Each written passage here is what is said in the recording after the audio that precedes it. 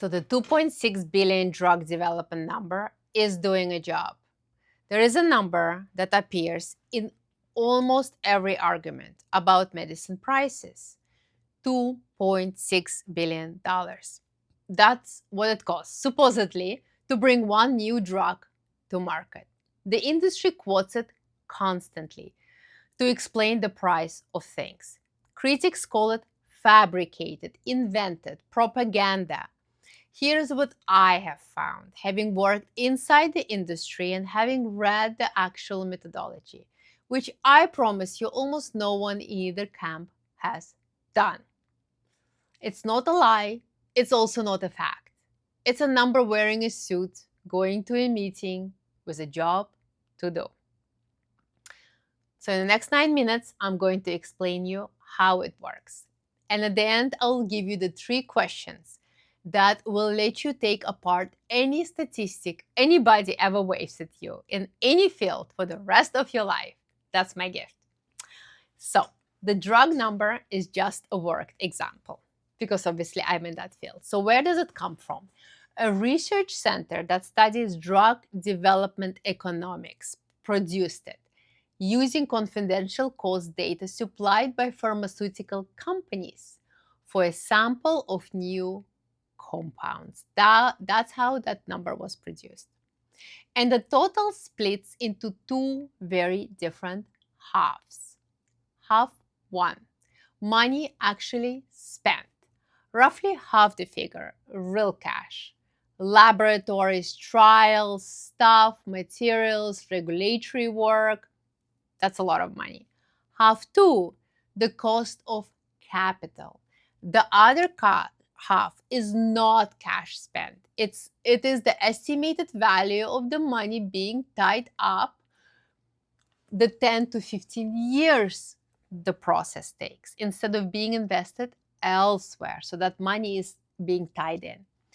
That is an economic concept, not an accounting one. It's also standard practice in this kind of analysis. It's also entirely invisible to a normal person who only hears it costs $2.6 billion and reasonably pictures somebody spending $2.6 billion.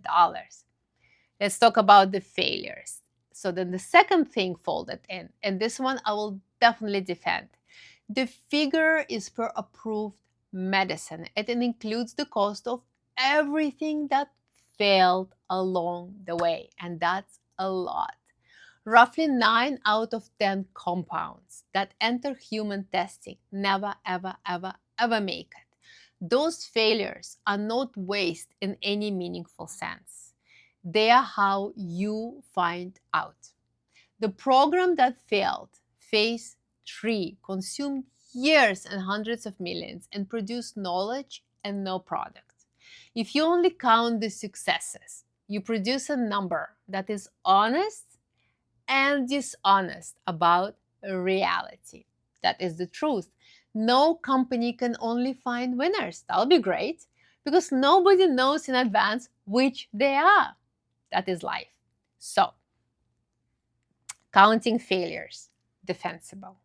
Counting loss of cost of capital, defensible. Debatable, but defensible. And completely opaque to audience, it is quoted at. So let's talk about why other serious people get a different number. Now, a peer-reviewed analysis published in JAMA took a different approach. They actually used publicly available company filings rather than confidentially submitted data, and arrived at a median figure closer to $1 billion. Median, not average, which matters enormously. And I'll come back to that. So the question is, which one is right? Both, roughly, giving their assumptions. And that is the actual lesson of this entire video.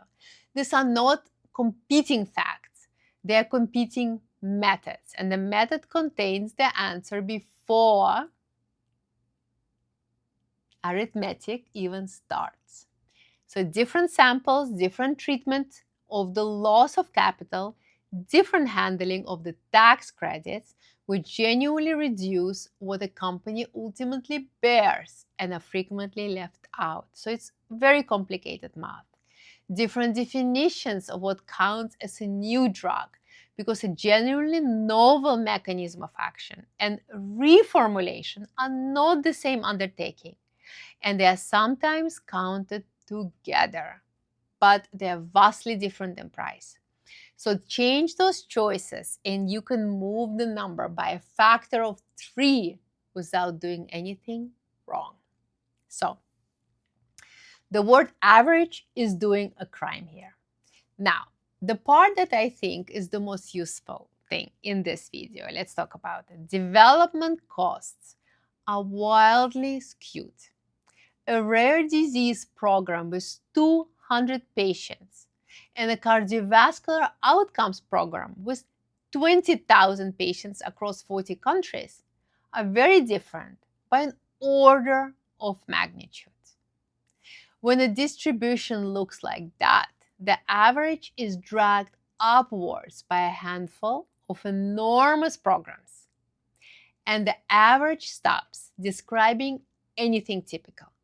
So the median, the middle one, describes the typical case much better, and it is much lower. So when somebody says the average drug costs 2.6 billion, the honest translation is a small number of extremely large programs cost a very great deal, and most cost substantially less.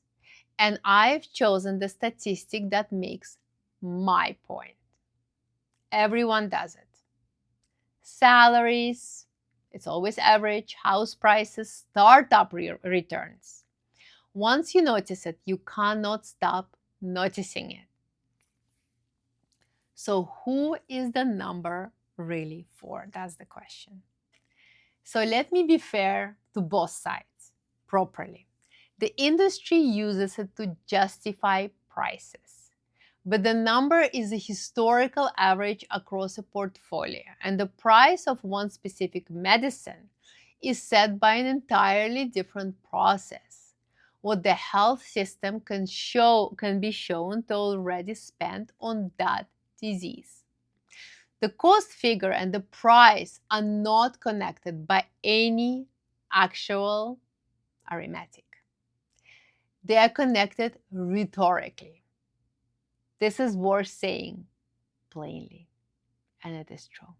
So critics call it fabricated. That's lazy and that's also wrong. The methodology is published. It's real, it's not fabricated. You can read it, you can dissect it. Disagreeing with an assumption is not the same as alleging fraud. And treating every inconvenient number as a fabrication is how people lose the ability to be persuaded by evidence at all.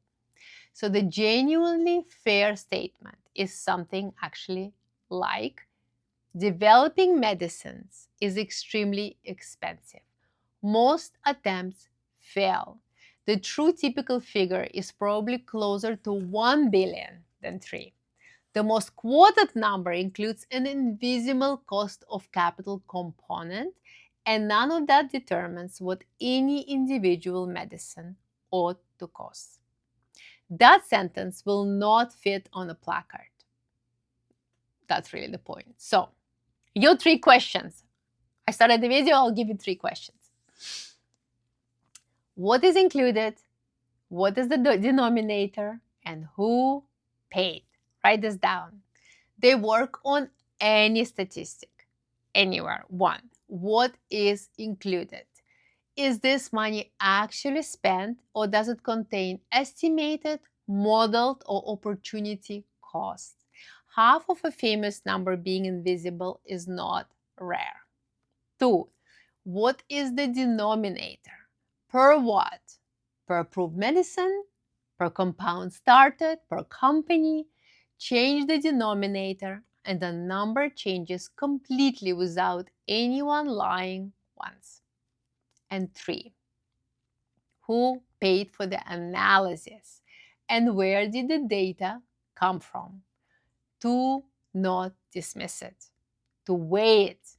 Confidential industry data produces a different number than public filing, and both have real limitations. And a fourth, for free, average or median. If they say average and the distribution is skewed, the number has already made an argument. The $2.6 billion figure is not a lie, but it's also not a fact. And it is not really about drug development at all. It is a rhetorical instrument built out of defensive choices, deployed in an argument about prices where it does not actually belong. What is included? What is the denominator? Who paid? And an average or median. Take those 4 questions with you. They are worth more than any single number I could give you. And they work on absolutely everything, not just healthcare. I explain how this industry, pharmaceutical industry, really works from the inside without the fairy tale and without any conspiracy. Please subscribe, please like, please comment. I will always listen to you. Thank you.